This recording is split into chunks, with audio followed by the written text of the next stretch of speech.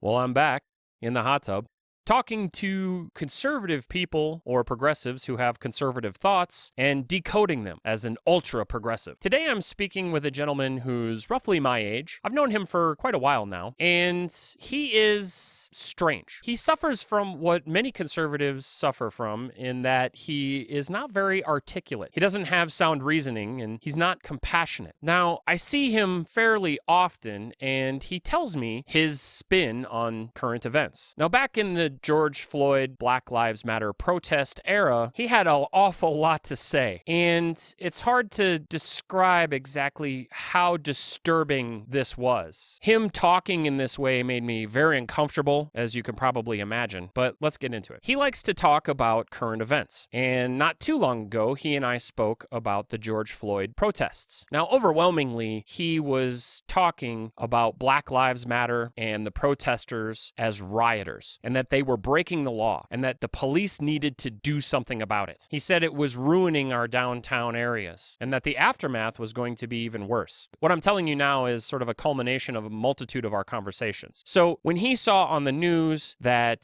certain businesses had been boarded up, or certain downtown areas were seeing a decline in activity and economic growth, he immediately turned to the George Floyd protesters and said they're to blame. This was interesting to me because at no point did he bring up the pandemic.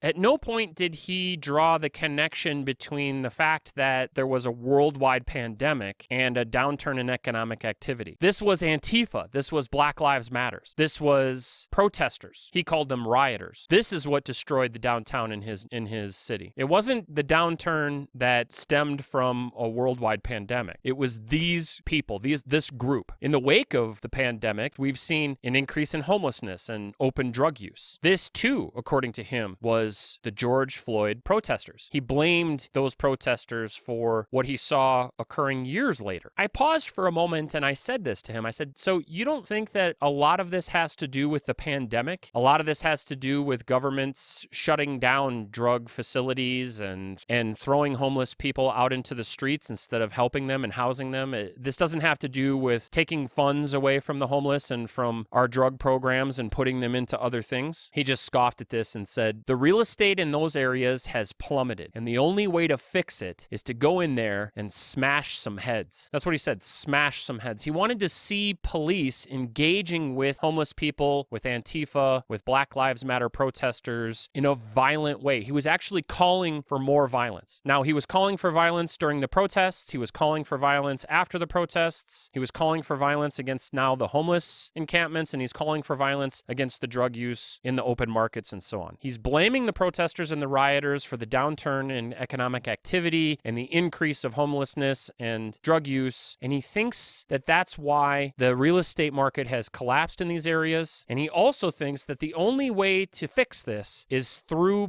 police brutality and violence against U.S. citizens. And he calls for this openly. He says this kind of stuff as if I'm going to agree with him, or as if he's making a point, as if the only way to handle protesters is through violence, and the only way to handle open drug use is through violence, and the only way to handle homelessness is through violence, and that violence needs to be perpetrated by the police. This is insanely conservative. It's a conservative notion to think that violence is the answer to our problem, that we have human suffering, we have economic suffering, we have other kinds of suffering, and that suffering can be alleviated by inflicting more suffering. It's conservative to think that we should eliminate those that we don't like, or those that cause economic turmoil. It's conservative to find an enemy and pin the woes of society onto that enemy and then call for the extermination of that enemy. Now, the science demonstrates without any doubt that violence does not solve these problems. Police brutality does not solve homelessness. It doesn't solve drug abuse. It certainly doesn't raise real estate prices, and it doesn't stop protesters. It doesn't solve social and public outcry against the government, or in the case of George Floyd, police murdering citizens. The science demonstrates that we need social programs to actually solve these problems. Homelessness can be solved by giving people homes. Drug use can be solved solved through psychological programs and support. And protesters and social outcries like Antifa and Black Lives Matters, those can be solved through better public services provided by the police and other organizations. George Floyd didn't need to be murdered by police. Even if he had committed a crime, and the crime he was charged with was buying goods with counterfeit money, that's not any reason to kill anybody. At the very most, he should have been talked to, perhaps arrested, but honestly, it's hard to find the actual crime there. The most that should have happened to George Floyd is that he should have been peacefully arrested and brought into the station under charges of counterfeit, and then let our system of law, either demonstrate that he's guilty or conclude that he's not guilty. But only a conservative or somebody who's suffering from conservative thoughts and beliefs could watch the George Floyd murder and think, that's what we need more of, more police brutality. Now, I've known this guy for a long time, and it's difficult for me to even talk to him because of these views. And ultimately, I don't really talk to him anymore. I think I've heard enough. But as a progressive, as somebody who understands a lot of the science behind how we solve these social problems, the science is very clear and demonstrates that violence has largely become obsolete. And that's something that everybody needs to start to understand and apply when they think of a solution to their problems. Violence in all of its forms, whether we're talking about warring country against country, whether we're talking about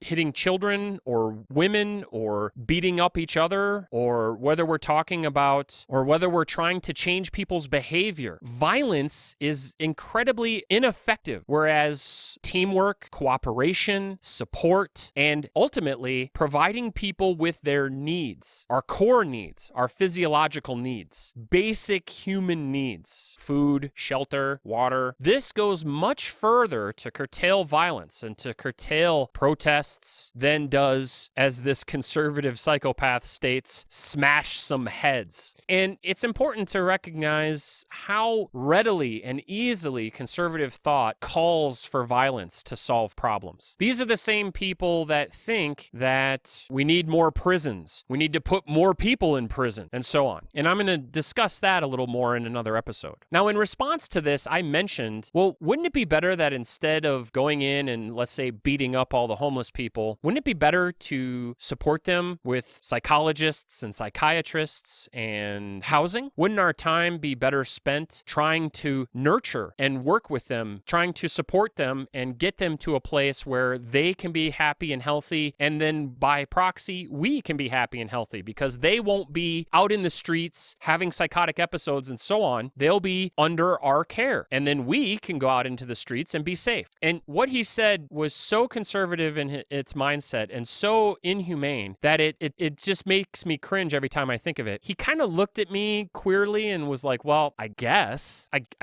we could do that, as if the compassionate, empathetic, and sympathetic conclusion that I drew through all the evidence we have in science, psychology, psychiatry, and everything else, as if all the evidence we have from science that demonstrates that support and nurturing and working with these people in a team environment solves the problem of homelessness and drug use as it pertains to society, as if that is a fool's errand. He said, I guess, like he's never even considered anything other than violence. Like he's never even thought of, well, maybe we could actually help them. And this is also very conservative. A conservative sees a social protest like Black Lives Matter, like the protests for George Floyd's murder, and sees disarray and lawlessness. Even though they would say, out of one side of their mouth, they would say, well, you have a right to free speech. On the other side of their mouth, they'd say, yeah, but do your protesting over in your little corner over there and get out of the way so that we can get to and from where we want to go. Don't inconvenience me with your right to protest and free speech. So it's very hypocritical just in and of itself. But a conservative looks at people marching for their rights and to not be murdered by police and thinks we need to commit violence against those people. This is social unrest and it should be squashed out with brute force, with an iron fist. And we see this all across the world. All economies, all countries, all governments that have conservative members and have a conservative presence talk about violence against groups of people. Not how do we study them, support them, use the information that we get to solve their problems? How do we exterminate this? How do we show them through force that they're not going to succeed and it's not even worth protesting? Now, again, I've known this person for a long time. I've heard a lot of these views from him. And while a lot of the times he just sort of spins his wheels, like I said, he's not very articulate. He suffers from this conservative problem of inarticulate language. Most of what he would say up until,